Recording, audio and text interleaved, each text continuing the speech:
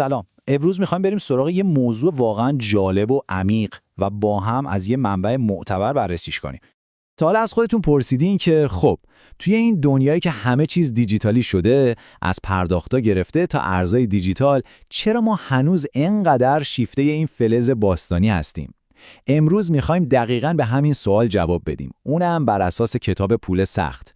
میخوایم ببینیم چرا طلا برای هزاران سال قابل اعتمادترین شکل پول برای بشر بوده. خب حالا این نمودار رو ببینین. نکته واقعا جالبش اینجاست. بیشتر از 90% تقاضای سالانه طلا اصلا برای مصارف صنعتی و کاربردی نیست. یعنی چی؟ یعنی ما طلا رو به شکل جواهرات، شمش‌های سرمایه‌گذاری یا حتی توی خزانه‌های دولتی نگه می‌داریم. این یعنی ما به طلا بیشتر به چشم یه گاو صندوق امن نگاه می‌کنیم تا یه ماده صنعتی. و این دقیقاً ما رو میرسونه به ایده اصلی کتابی که داریم ازش حرف میزنیم، مفهوم پول سخت.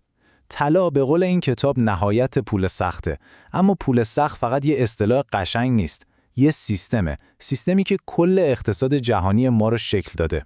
حالا بیایید ببینیم چطوری این اتفاق افتاده. خب، سوال اینه، این فلز براق و زرد چطور شد که تبدیل شد به سنگبنای اقتصاد کل دنیا؟ برای جواب دادن به این سوال باید یه سفر کوتاه به تاریخ داشته باشیم. ببینید، برای هزاران سال دو تا ویژگی طلا رو خاص کرده بود. کمیاب بودنش و دوام بالاش. همین دو تا ویژگی باعث شد که تبدیل بشه به یه پول ایدئال. این روند همینطور ادامه داشت تا اینکه توی قرن 19 و 20 به اوج خودش رسید و یه سیستم رسمی به اسم استاندارد طلا به وجود اومد. یه سیستمی که تقریباً تمام اقتصادهای بزرگ دنیا رو به هم وصل می‌کرد.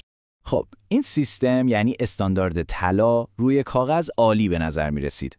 قول ثبات میداد. اما دنیا داشت وارد یه دوره خیلی پرتلاطم میشد. بعد از 2 جنگ جهانی که همه چیز رو ویران کرده بود، اقتصاد جهانی به یه بازسازی کامل، به یه نظم نوین احتیاج داشت. و اینجاست که سیستم برتون وودز به وجود میاد. این تصویر خیلی خوب اون نظم نوین رو نشون میده. فکر کنید یه هرم مالی جهانی داریم. کف این هرم طلاست.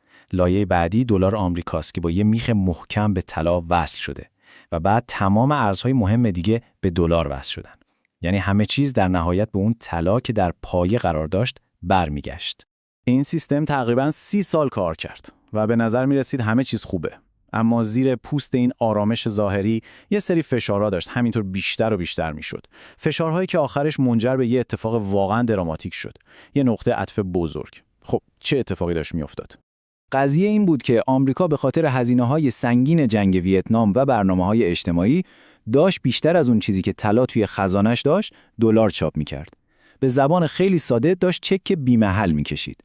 خب کشورهای دیگه هم کم کم فهمیدن قضیه چیه و اعتمادشون به دلار از بین رفت. شروع کردن به صف کشیدن و گفتن دلار نمی‌خوایم، طلای ما رو پس بدین. اینجا بود که پرزیدنت نیکسون با دیدن اینکه خزانه طلا داره خالی میشه، جلوی دوربین تلویزیون اومد و یه تصمیم تاریخی گرفت. تصمیمی که برای همیشه مسیر اقتصاد جهان رو عوض کرد. اون گفت از این به بعد دیگه دلار قابل تبدیل به طلا نیست. تمام، آخرین رشته اتصال بین پول و طلا همینجا پاره شد. پس ببینید چه اتفاقی افتاد. در یک شب معنی پول برای کل دنیا عوض شد. قبل از اون پول به یه چیز فیزیکی یعنی طلا وصل بود.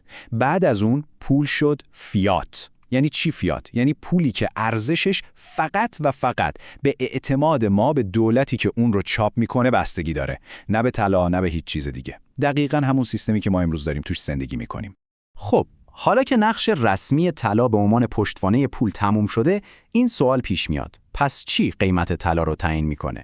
چرا هنوز انقدر برای ما مهمه و ارزش داره؟ بیایید با هم عوامل اصلی رو بررسی کنیم.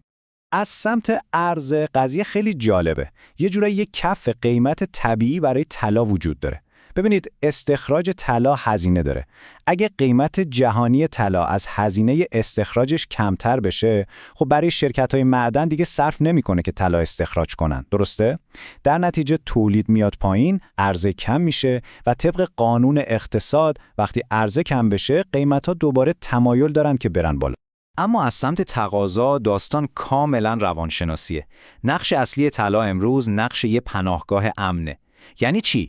یعنی هر وقت که اوضاع اقتصادی خراب میشه، تورم بالا میره یا یه بحران سیاسی بزرگ اتفاق میفته و مردم به دولت‌ها و بازارهای مالی بی‌اعتماد میشن، به کجا پناه میبرن؟ به طلا.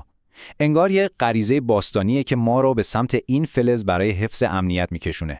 خب همه اینها ما رو به یه سوال اساسی برمیگردونه. با این هویت دوگانه‌ای که طلا داره، بالاخره تکلیفش چیه؟ آیا یه دارایی مدرن رو به درد بخوره یا فقط یه یادگاری از گذشته، یه عتیقه است که ما بهش چسبیدیم؟ نقش واقعیش توی دنیای مدرن ما چیه؟ نظریه پول سخت یه جواب خیلی مشخص به این سوال میده.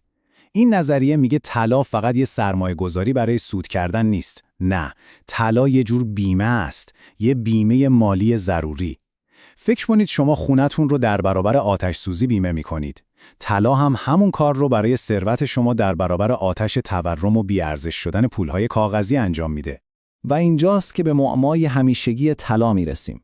آیا طلا واقعاً اون بیمه نهایی و ضروری مالیه که جلوی بحران‌ها از ما محافظت میکنه؟ یا فقط یه سنت قدرتمند 5000 ساله است که نمیتونیم ازش دل بکنیم؟